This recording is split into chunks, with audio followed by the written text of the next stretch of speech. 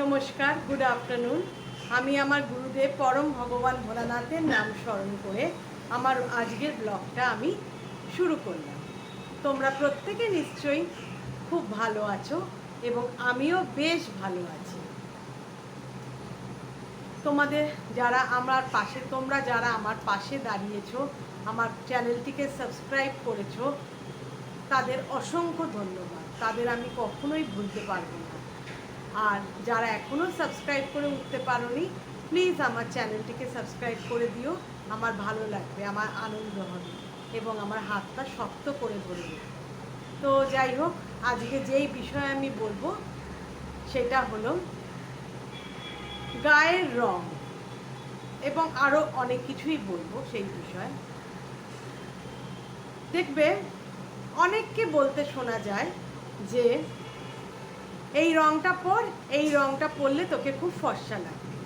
এবং আমি টিভিতেও দেখেছি অনেক কাপড়ের শাড়ি বা জামা কাপড়ের অনুষ্ঠানে কোনো সঞ্চালিকা বলছে এই রংটা কিন্তু খুব ফর্সা, এই গায়ের এই রঙের কাপড় পরলে বেশ ফর্সা লাগে।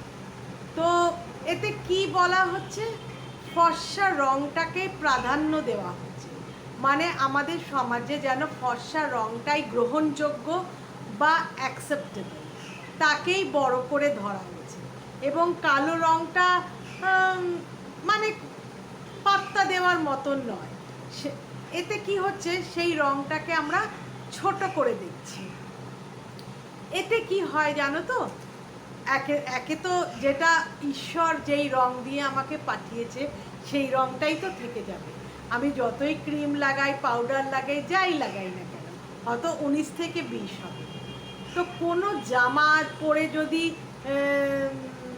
কাউকে ফর্সা করা যায়, বা এটা বলাও হয় যে এটা পরলে তোমাকে ফর্সা লাগবে, তো এটা কি বলা উচিত? আমার তো মনে হয় বলা উচিত নয়। এতে যেই মেয়েটিকে বলা হয় বা পুরুষকেও যদি বলা হতে পারে, তার কি হয়, নিজের প্রতি কনফিডেন্স বা বিশ্বাস কমে যায়। তখন সে মনে করবে, বাবা আমি তো কালো, তাহলে বোধহয় আমাকে এই রংটা মানাবে না। ও ফর্সাদের তো সবই মানায়, এই কথাটা আমরাও শুনে দেখি, ও তো ফর্সা, ও যা পড়বেই তাই ভালো লাগে। তো এতে যে মেয়েটি কালো, বিশেষ করে মেয়েদের কথাই বলবো, পুরুষরা কালো হলে কিছু এসে যায় না। মানে একটা কথা আছে না, সোনার আংটি বাঁকা হলেও চলে, মানে কি খারাপ না এগুলো। তো যেই মেয়েটি গায়ের রং কালো, তার তখন আত্মবিশ্বাস কমে যায়। বারবার এরকম শুনতে শুনতে আমি একজনকে চিনি, আমারই একজন চেনা জানা, তার গায়ের রঙও কালো ছিল এবং তাকে বাড়িতে হয়তো ছোটোবেলা থেকে শুনতে হয়েছিল যে তুই এটা পরবি, এই রঙটা তোকে বোধহয় মানাবে না, এটা করবি, এটা বোধহয় তোকে মানাবে না। তো তার ফলে কি হয়েছে, সেই মেয়েটি ফটো তুলতে লজ্জা পেত। যখন কোনো গ্রুপ ফটো তোলা হতো বা ওরও ফটো তোলা হতো, তখন সে বলতো না না আমার ফটো তুলো না, আমাকে বাদ দিয়ে তুলো। সে সেখান থেকে চলে যেত বা মুখটা ঢেকে রাখতো বা এমন করে দাঁড়াতো, যেখানে হয়তো তুলতেই হবে ছবি, এমনভাবে দাঁড়াতো যাতে ওকে কেউ মানে আইডেন্টিফাই না করতে পারে। কতটা কষ্ট বলো তো? আমাদের কি বলা উচিত? জামা কাপড় পরিধান করা বা সাজগোজটা এটা বলা উচিত যে বাহ, তোকে তো খুব ভালো লাগছে, বা এটা স্টাইলের জন্য, ফ্যাশনের জন্য। কোনো জামা বা রং পরাটা বা কোনো রকমের বিভিন্ন রকমের ড্রেস ট্রাই করাটা, এটা ফ্যাশনের জন্য। আর যদি আমরা গায়ের ফর্সা রংটাকেই খুব মানে উচ্চ স্তরে তুলে ধরি, তাহলে কি হবে, যে কালো তাকে কি বডি শেমিং করা হলো না? তাকে কি মানে অযোগ্যের পাতে ফেলে দেওয়া হলো না? এরপর ওই মেয়েটি তো মানে বেছে বেছে জামা কাপড় পরবে এবং এটাও হতে পারে তার হয়তো সব রকম রং করতে ভালো লাগছে। বলা হয় যে যাদের গায়ের রং খুবই চাপা, তাদের সাদা হালকা রং পরলে নাকি কালো রংটা আরও ফুটে ওঠে।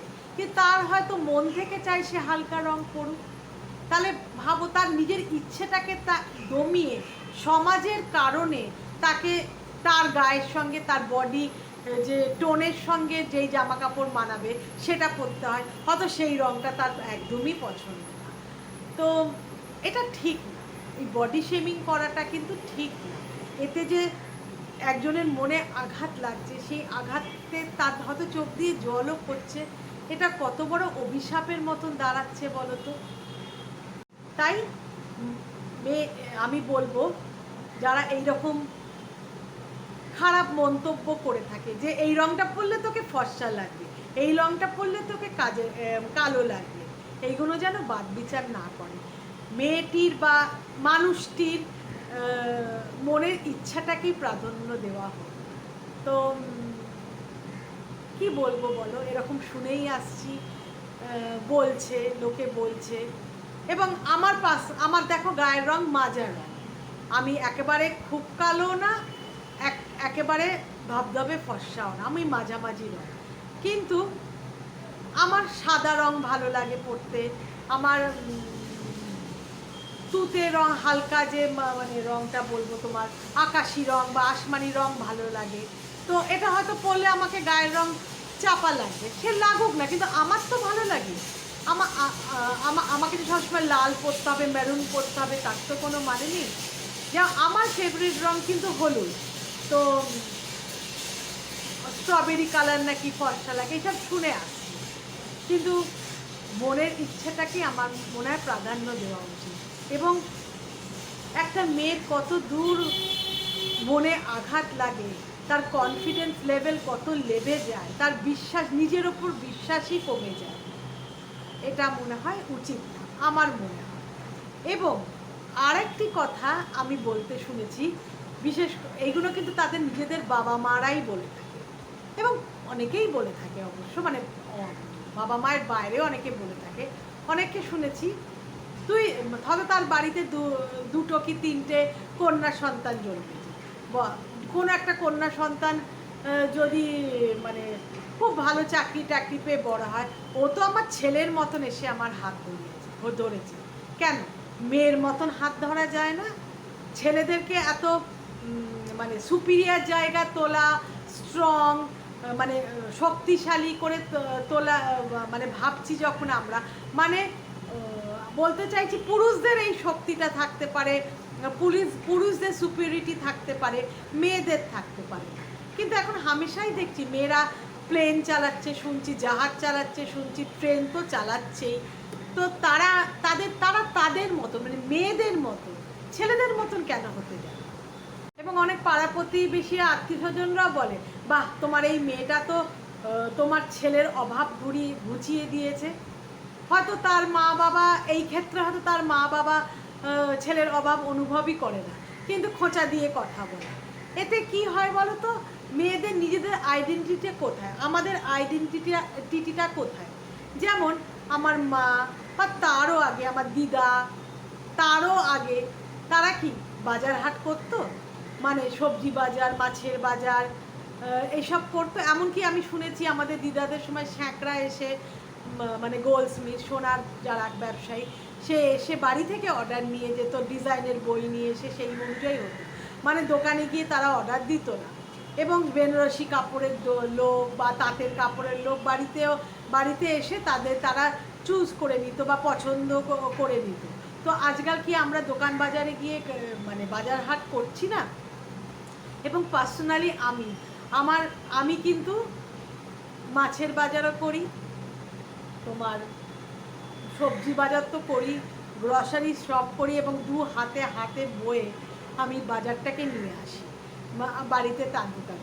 তো এর মানে কি আমি ছেলের কাজটা আমি করছি? মানে ছেলেকে অত সুপিরিয়ার লেভেলে বা স্ট্রং ভাবার, বা মানে কি বলবো, শক্তিশালী ভাবার কারণ কি? মানে ও মানে একটা ছেলের মতো, মানে ছেলে যেরকম শক্তিশালী সেরকম কেন একটা মেয়ে কি শক্তিশালী হতে পারে না? এর ফলে কি হয় বলতো, মনের জোরটা মানুষের কমে যায়, তার নিজের আত্মবিশ্বাস কমে যায়, তার নিজে মানে কি বলবো, নিজের আইডেন্টিটি বলে কি আমাদের কিছু নেই বলো তো তুমি? আমরা মেয়েরা মেয়ের মতন কাজ করছি, এটা বললেই তো হয় যে দেখো তোমার মেয়েটা কি সুন্দর তোমার পাশে দাঁড়িয়েছে, তোমার হাত ধরেছে, কটা বাড়ির মেয়ে এমন করে, এরম করে বাহবা দিতে শেখো না। দেখবে এই বাহবা পেলে, এই মানে কি বলবো, পিঠ চাপড়ানো যেটা বলে, সাবাসি দেওয়া পেলে পরে দেখবে তোমার কথা শুনে হয়তো আরও 5টা মেয়ে এরকমভাবে এগিয়ে আসবে, এগিয়ে আসছেও। কিন্তু তবুও আমি এই কথাগুলো শুনি, এই রঙটা পরলে তোমাকে ফর্সা লাগবে। কেন? এই রঙটা পরলে তোমাকে মানাবে। ও আমার মেয়ে, তুই তো আমার ছেলে এর মতো, তুই তো আমার বেটা। মানে এটা বোঝাতে চাইছি আমার ছেলে হয়নি বলে আমাকে দুঃখ আছে বলে আমার মেয়েকে আমি বলছি তুই তো আমার বেটা, তুই তো আমার ছেলের মতো। আরে বাবা, এইসব কেন? আজকাল কত যুগ মানে পাল্টে গেল, তবু এই কথাগুলো বন্ধ হলো না।